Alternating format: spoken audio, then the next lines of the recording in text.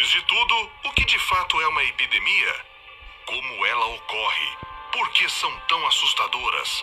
Para entender um pouco mais sobre epidemias, surtos e pandemias, bem como o seu nível de gravidade, primeiro precisamos entender a diferença entre esses termos. Surto. Para começar, um surto corresponde ao aparecimento repentino de vários casos de uma doença em uma região específica. Por exemplo, tivemos recentemente casos noticiados nos jornais sobre dengue em determinadas regiões do Brasil, sobretudo no litoral. Um surto acomete pessoas de uma região específica, como um bairro ou uma cidade, e por isso não é a mesma coisa que uma epidemia. Epidemia. Uma epidemia acontece quando ocorrem surtos em várias regiões ao mesmo tempo. Por exemplo, uma epidemia de nível municipal acontece quando muitos bairros são afetados com o surgimento de uma doença específica. As epidemias podem chegar a nível estadual ou mesmo a nível nacional, quando se dá em muitos estados de um mesmo país. Em outras palavras, uma epidemia é uma coleção nada agradável de surtos. Endemia. Além da diferença entre os surtos e as epidemias, temos também as chamadas endemias, que são doenças de causa local que surgem em determinadas regiões propícias. Muitas vezes são doenças transitórias ou acabam sendo típicas de um determinado local, como por exemplo a febre amarela, que é considerada uma doença endêmica da região norte do Brasil. Será que tudo pode piorar? Sim, infelizmente. Pandemia.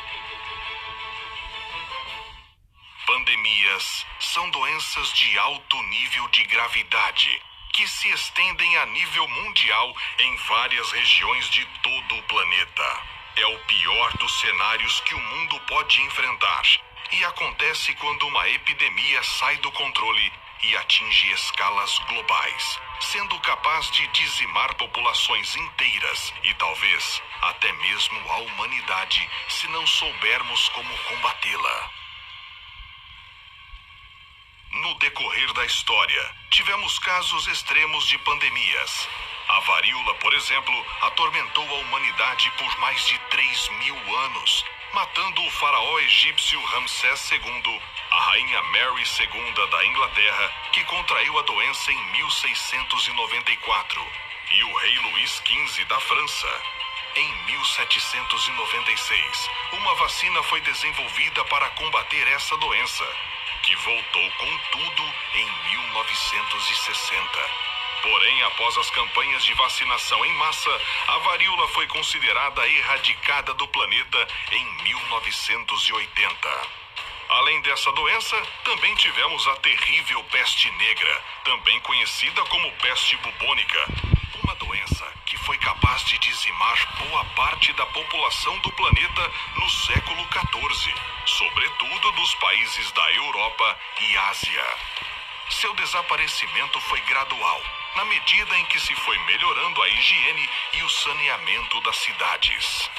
Outra pandemia conhecida foi a cólera, que surgiu na Índia e atingiu seu ápice em 1817.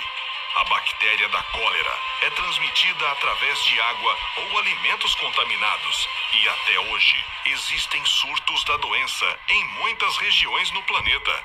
Estima-se que a cólera afete de 3 a 5 milhões de pessoas em todo o mundo e tenha sido a causa de até 130 mil óbitos apenas em 2010.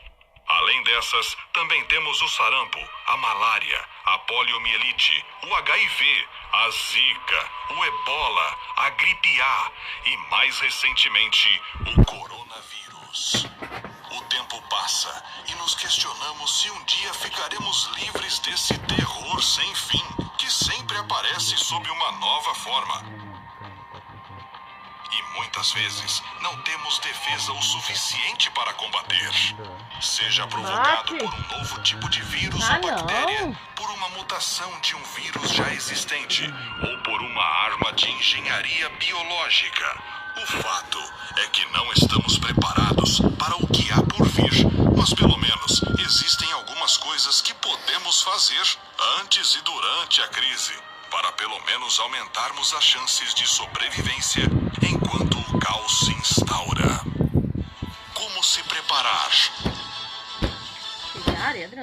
Nossa sociedade está correndo contra o tempo para se preparar para um desastre em escala global. As doenças estão se espalhando mais rapidamente do que nunca, seja por conta das viagens de longa distância, urbanização, falta de saneamento e controle ineficaz de mosquitos. Seria difícil saber a forma exata que uma pandemia levaria, mas pelo que temos experimentado, as gripes parecem ser as mais promissoras, já que é uma doença respiratória que se espalha pelo ar, o que a torna mais e muito mais perigosa. Além disso, sabemos que as gripes sofrem mutações facilmente e, em alguns casos, são mortais.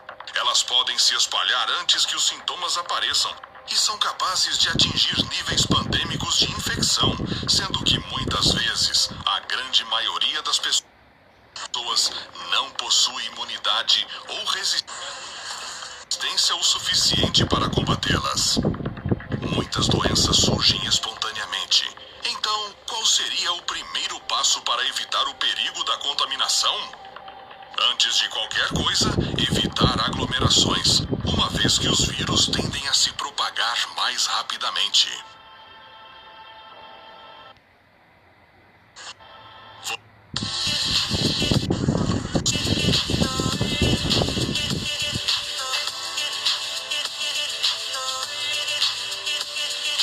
TikTok, velho. Patrocinador oficial. Você deve montar o mais rápido possível um estoque de água e alimentos que dure pelo menos 2 semanas. Pandemias geralmente duram mais que 2 semanas. Então, se você puder estocar de 4 a 6 semanas, ou até mesmo mais, melhor ainda.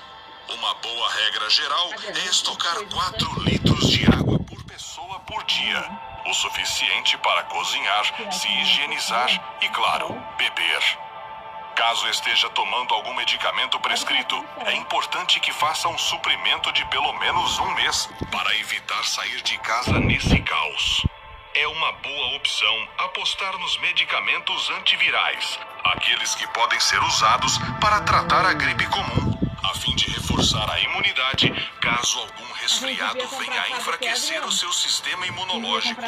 Mas vale a pena lembrar que esses medicamentos se tornam menos eficazes ao longo do tempo. Além de estocar esses medicamentos, vale a pena montar um kit de primeiros socorros padrão. Além de analgésicos, antialérgicos, pomadas para cortes, alergias e ferimentos, remédios para o estômago, resfriados e tosses em geral. Mesmo assim, não espere por algo terrível acontecer e mantenha-se responsável por sua saúde, deixando suas vacinas em dia.